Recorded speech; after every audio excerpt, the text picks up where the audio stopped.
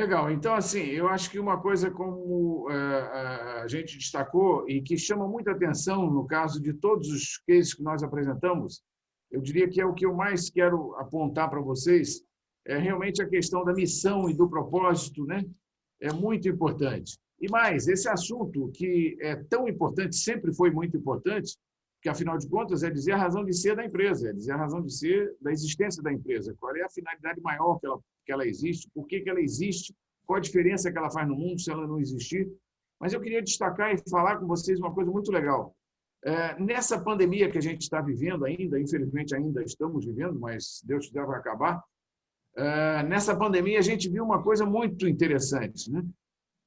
Em vários estudos da Euromonitor International e tem outros de outras linhas de visão, existem alguns consensos de coisas que mudaram e as pessoas vão mudar de hábitos de uma maneira muito forte em muitas coisas. Todos nós sabemos, hábitos de residência, hábitos de consumo, de compra, né?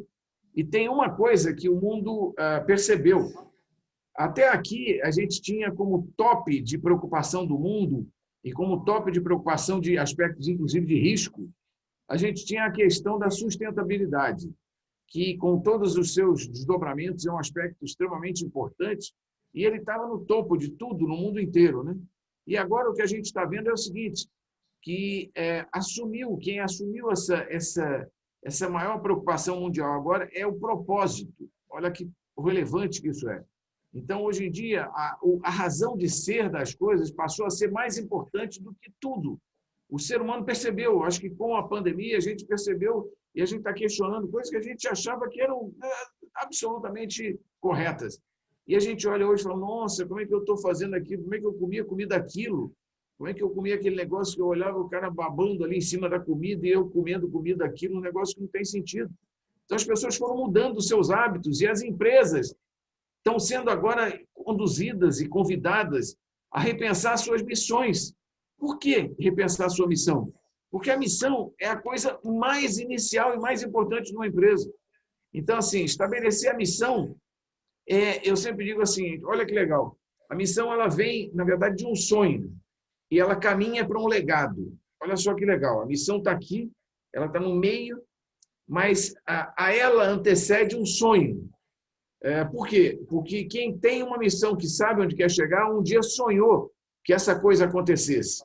E esse sonho, para virar, eu costumo dizer assim, você só tem uma realidade se um dia você teve um sonho.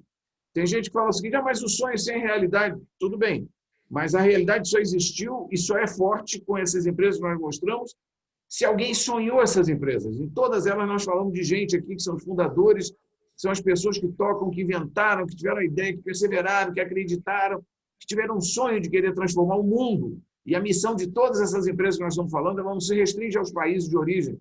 Ela é uma missão mundial. Então, assim, é um negócio muito legal, que a contribuição é para todo mundo. Então, assim, essa visão muito importante de que a missão está intimamente ligada ao sonho antes, antecede a missão, o sonho. E essa missão também só se completa no sentido quando ela forma e ela tem um sentido de um legado, ou seja, o que eu vou deixar para a humanidade no dia que eu não mais estiver aqui, eu como fundador de uma empresa?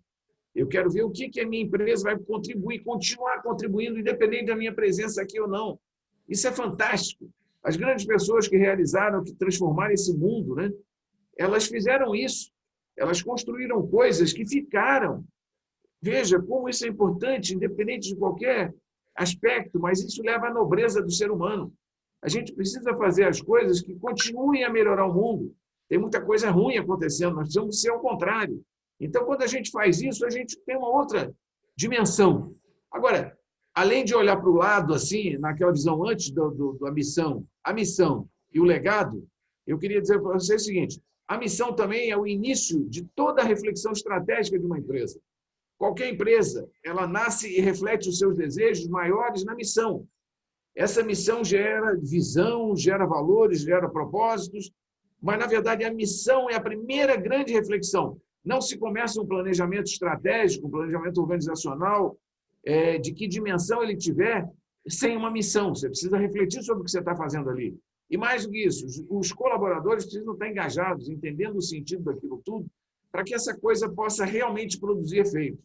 Então, é muito legal você ver assim, os desafios que vão decorrer de um planejamento estratégico, tudo que você vai fazer, os objetivos e metas que você vai trazer, eles todos têm sua origem na missão e no propósito da empresa.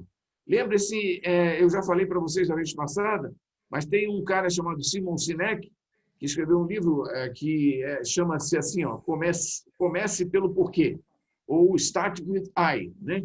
Que eu já mostrei também, é esse livro daqui.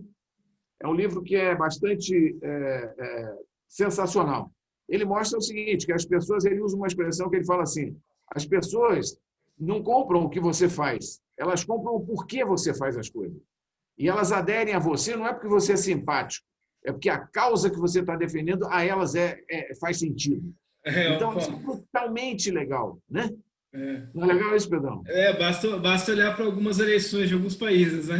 Pessoas completamente antipáticas, que eram odiadas, acabaram conseguindo, porque elas conseguiram.